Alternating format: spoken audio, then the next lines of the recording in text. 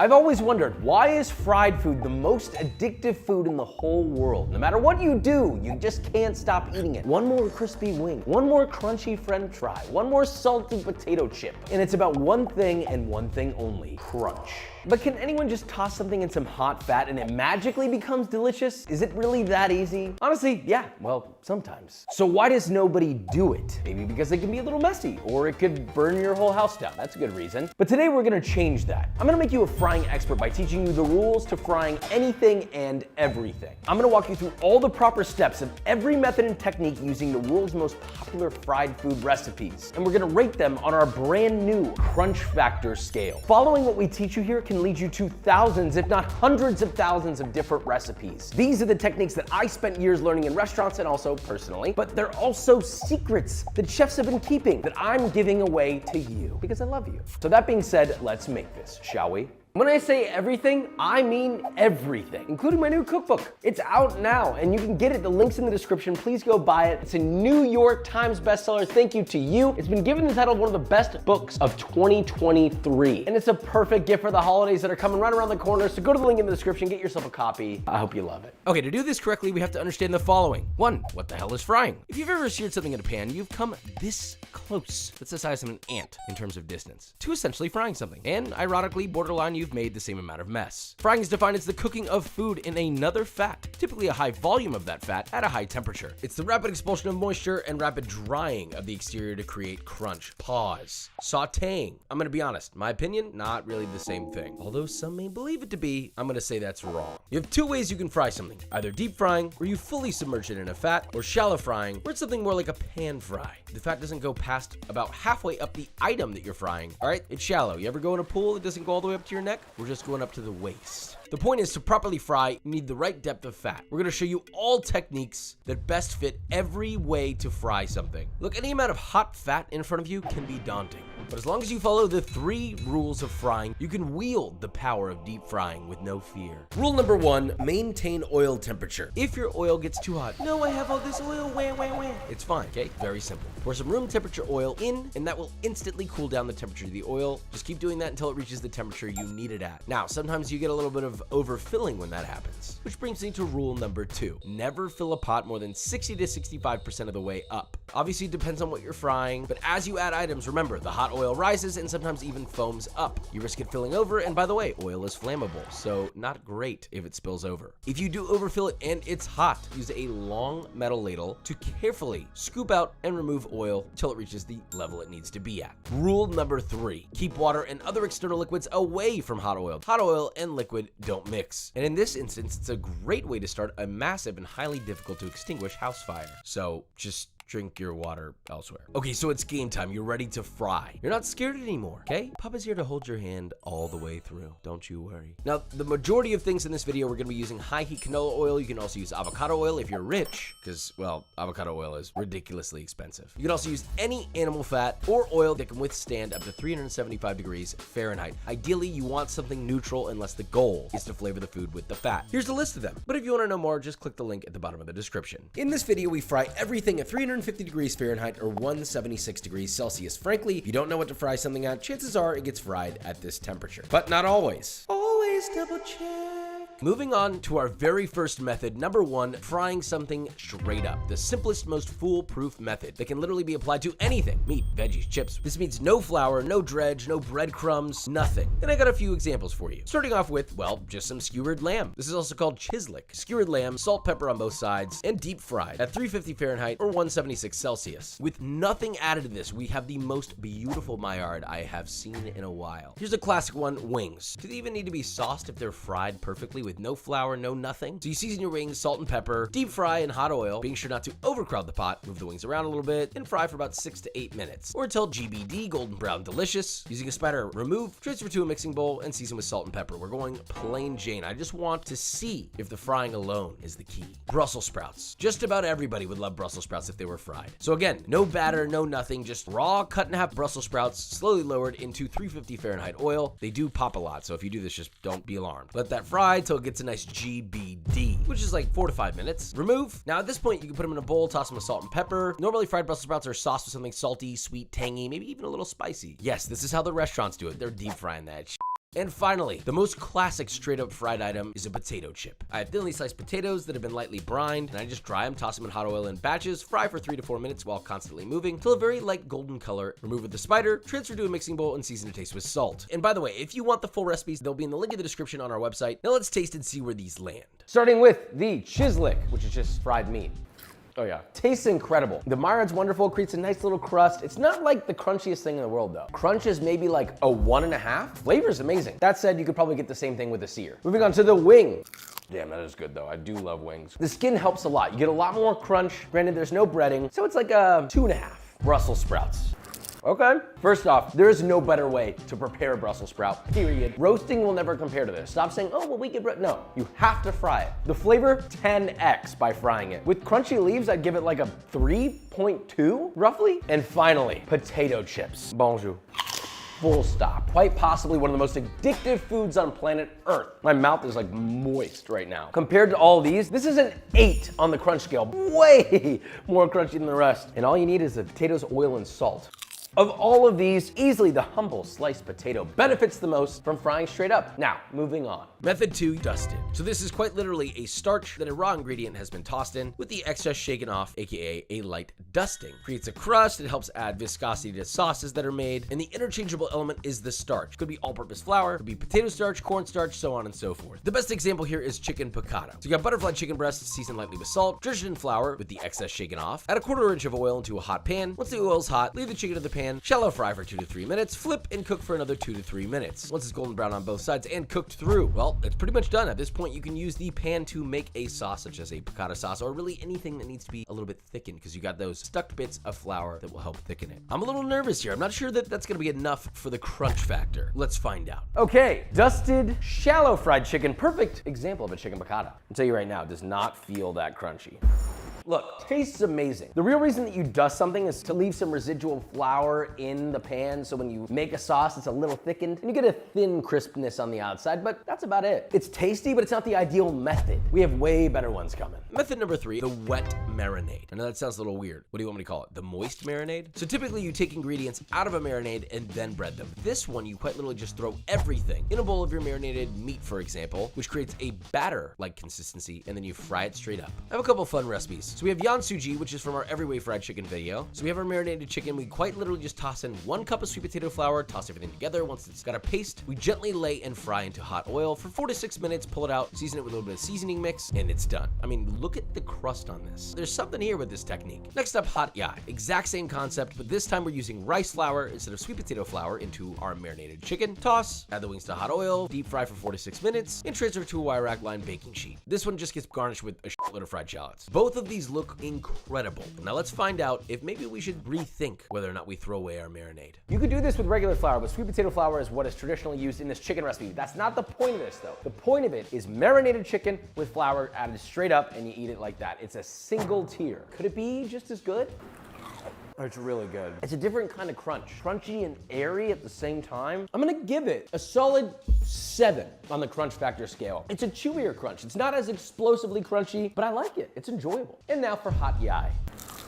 Oh, why does this taste like a Krispy Kreme donut? You just get a certain special kind of crunch from this, but this one's even more glass-like in a good way. So I'll give this a solid crunch factor of 7.4. Now method number 4, the 2-tier fry. Look, the best way I can describe this is one of the most iconic fried chickens in the world. Southern buttermilk fried chicken is what essentially represents this method. The first tier is the wet dip or slash marinade. The second tier is a starch, usually a spiced up starch, aka flour and spices. And the interchangeable element is quite literally both the starch that you use and the liquid that you marinate in. Those are your elements. You want to use rice flour instead of all-purpose flour? Give it a shot. You want to use different liquids, broths, jams, sauces in your dip slash marinade? That's fine. So we have our separate bowl, buttermilk, salt, MSG.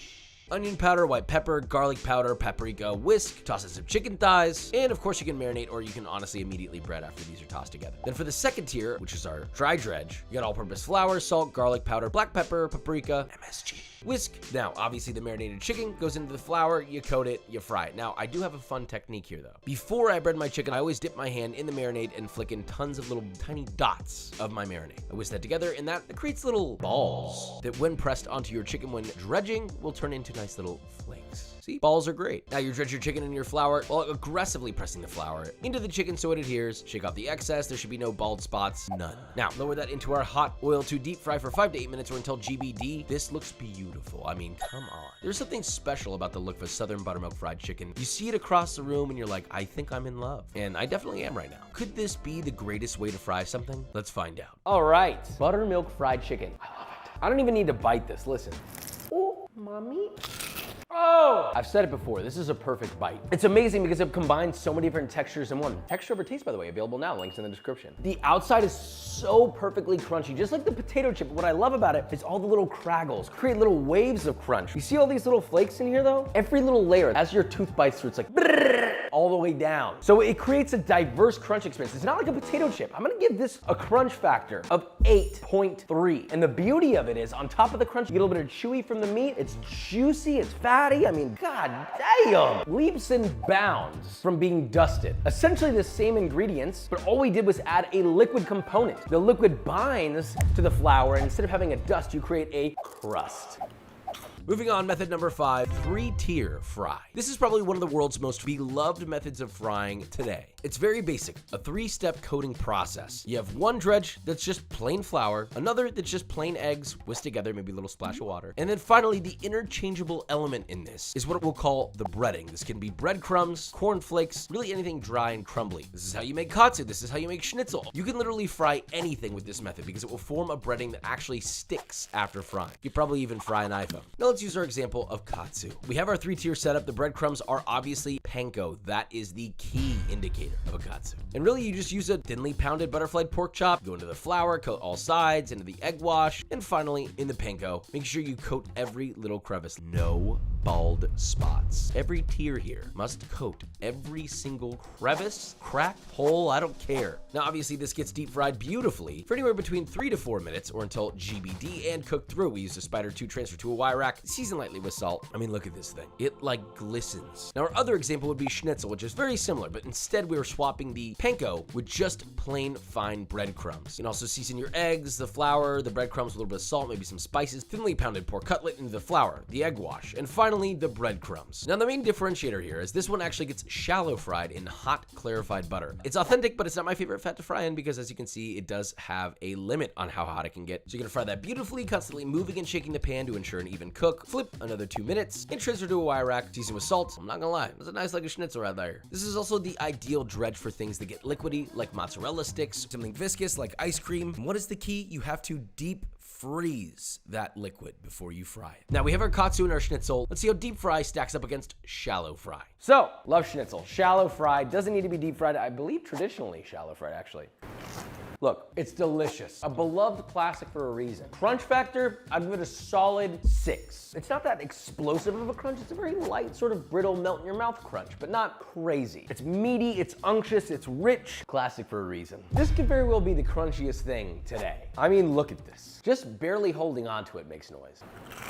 My God, that is so perfect. It's just like so viscerally crispy, crunchy. It's got the same layers, beautiful pops of crunch all over the entire thing. But the best thing about it is it does not get soggy. It adheres to the meat. And the flavor, of course, is ridiculous. I think I'm gonna have to give this a solid 8.8, borderline a 9. It's so perfectly crunchy on the outside, but you get that softness on the inside. It's not a one-dimensional crunch, it's a multi-dimensional crunch. Moving on. Methods 6 and 7 are 2 versions of thin batter deep frying. The first, tempura, which uses carbonated water in the batter for lightness, and then second, beer batter, like fried cod for fish and chips. So for method 6, we'll start with a classic shrimp tempura. You quite literally just mix cake flour with a little bit of all-purpose flour, maybe a little touch of salt, and also sometimes people will add baking soda. You add some carbonated water, an egg, and whisk gently so you don't over-froth the batter. You could switch carbonated water with beer, or maybe just split it with a little bit of a lime soda if you want that kind of a flavor and a little sweetness, but be careful on sugar content in carbonated beverages. Now lightly dust your shrimp in all-purpose flour, dunk the shrimp into your batter, and immediately add to your hot oil. Obviously you deep fry till GBD, but if you want to step this up to a more traditional tempura, then you can do what's called painting. You dunk your hand in the batter and gently drizzle over the cooking shrimp while turning the shrimp, and you get these little flakes.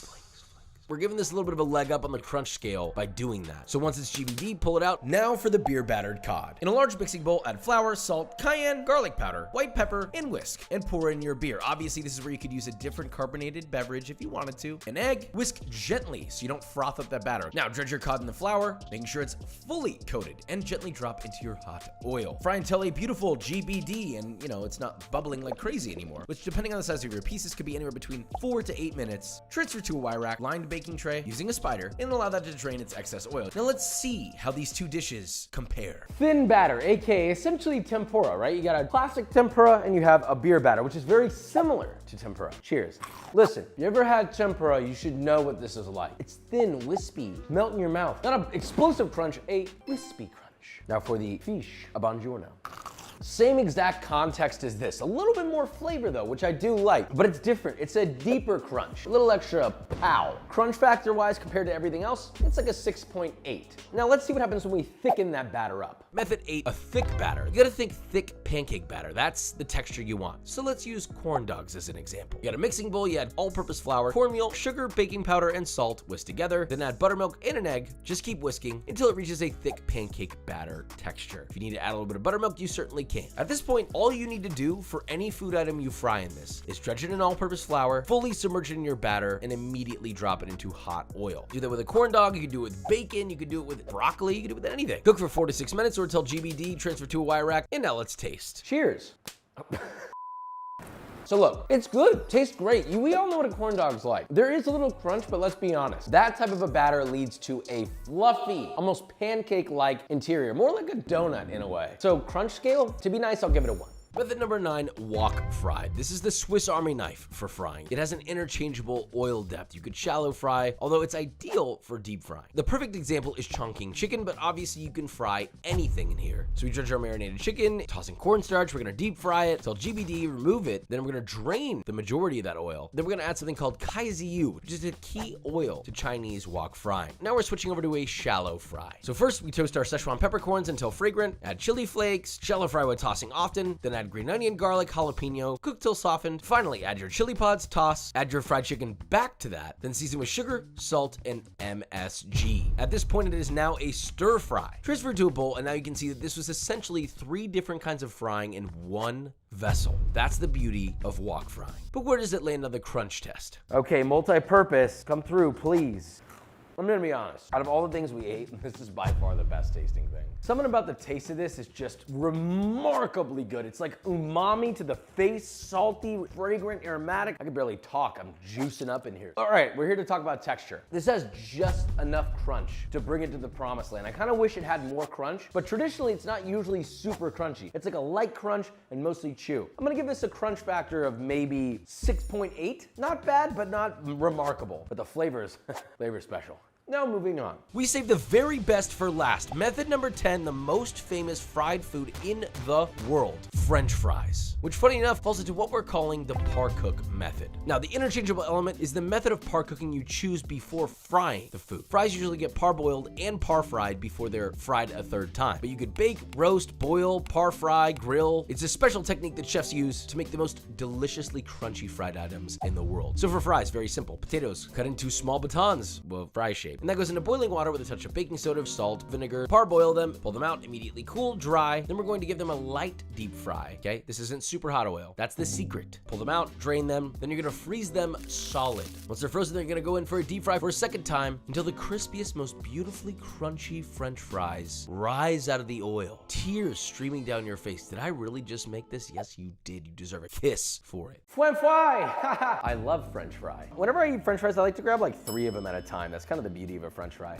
Oh, listen, before I rate this, I want to clarify something. A French fry has something special about it. It's not just the crunch of a French fry that makes it great. It's the crisp crunch on the outside and the fluff on the inside. That's what makes a great French fry. Typically, a French fry doesn't have a crazy crunch level, but these, on the other hand, this recipe, which by the way, is in my new cookbook, Texture Over Taste, I know, shameless plug, but if you haven't gotten it, be sure to get a copy. The link's in the description. And if you do have a copy, thank you so much. Don't forget to review it on Amazon. I love you. Now, this I would rate on the crunch scale a solid 7. 7 because it is so beautifully crisp and crunchy on the outside. So perfect. If it were crunchier, closer to like a potato chip, I might give it an 8, 8.5, or even a 9. But it's not really supposed to be. It's a perfect fry, and a perfect fry should be right there on the crunch. But wait. I'm left with all this oil. What am I supposed to do? The age-old question that everybody asks me 6 billion times a day that I keep answering, and I plan to give my final answer here. Please, if your oil didn't get burnt, you can let it cool, strain it, leave it in your fridge in an airtight container, and use it 1 to 2 more times before you need to toss it. Some people might argue 3 to 4 times. That's disgusting and honestly probably unsafe to consume, so please stop. Now when it comes time to dispose of the oil, you can either cool it completely, pour it back into the bottle you got it out of, and then close the cap on that bottle and throw away, or you can use an oil coagulant like Fry Away. We use this stuff all the time. This is not an ad, but we genuinely love it. You sprinkle this stuff in there, follow the package directions, heat it up, let it cool, and it quite literally becomes a solid mass that's very easy and safe to throw away. Here's the moral of the story. Obviously, there are a million ways you can do this, but using any combination of these techniques, ingredients, liquids you use, etc., you could lead yourself down a road of any fried food you could ever imagine using the tools we have given you today. So, use this power wisely. Love ya.